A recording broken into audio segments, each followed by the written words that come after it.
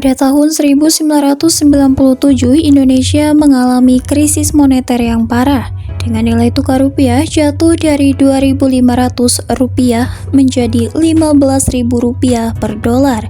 Ini menimbulkan krisis kepercayaan masyarakat terhadap pemerintah.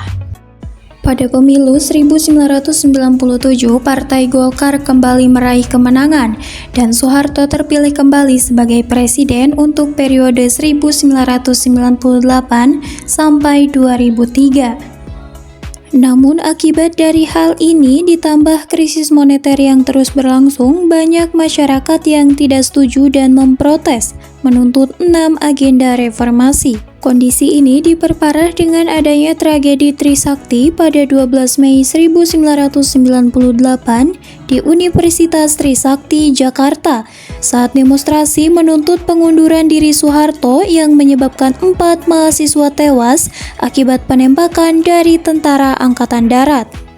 Demonstrasi terus berlanjut di mana-mana, sampai terjadi penjarahan di berbagai kota-kota besar di Indonesia. Lalu pada tanggal 18 sampai 20 Mei 1998, gedung DPR Republik Indonesia diduduki oleh sekitar 15.000 mahasiswa. Atas dasar tekanan yang terus diberikan oleh berbagai pihak, akhirnya Soeharto pun mengundurkan diri dari jabatannya sebagai presiden pada tanggal 21 Mei 1998, lebih tepatnya pada pukul 09.05 waktu Indonesia Barat. Dan posisinya diambil alih oleh B.J. Habibie yang saat itu menjabat sebagai wakil presiden. Saat Soeharto resmi mengundurkan diri, itulah menjadi tanda-tanda berakhirnya era Orde Baru. Dan pada saat itulah era reformasi dimulai. Era reformasi ini diharapkan dapat mengubah Indonesia, khususnya di berbagai aspek kehidupan. B.J. Habibie menjabat sebagai presiden dari 21 Mei 1998 hingga 20 Oktober 1999. Ia adalah presiden ketiga Indonesia dan memiliki masa jabatan terpendek. Pengangkatannya menuai pro dan kontra.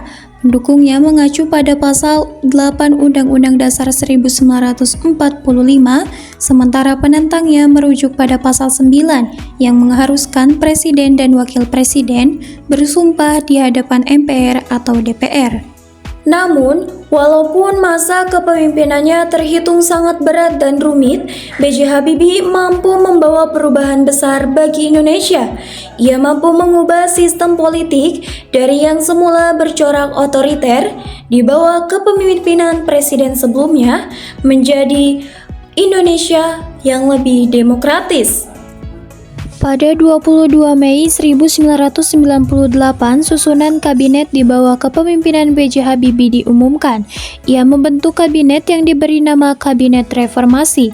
Pada masa pemerintahannya, ia membuat banyak kebijakan yang mengusung perubahan dari sistem politik yang dijalankan presiden sebelumnya. B.J. Habibie juga mengeluarkan Undang-Undang Nomor 9 Tahun 1998 tentang kebebasan berpendapat. B.J. Habibie juga membuat amandemen Undang-Undang 1945, antara lain membatasi masa jabatan presiden dengan memberikan kesempatan maksimal 2 kali masa jabatan. Hal ini ia lakukan karena melihat pemerintahan sebelumnya, yaitu pada masa Orde Baru, kepemimpinan Soeharto yang tidak terbatas telah menggambarkan pemerintahan yang otoriter. B.J. Habibie juga mengadakan referendum di Timor Timur yang berujung pada kemerdekaan. Ia juga berhasil menguatkan nilai tukar rupiah yang sebelumnya sempat anjlok sampai menyentuh angka di bawah Rp10.000 per dolar Amerika Serikat. B.J. Habibie juga menetapkan 12 staf MPR dan 4 tak untuk reformasi, serta melakukan restrukturasi sektor perbankan melalui BPPM.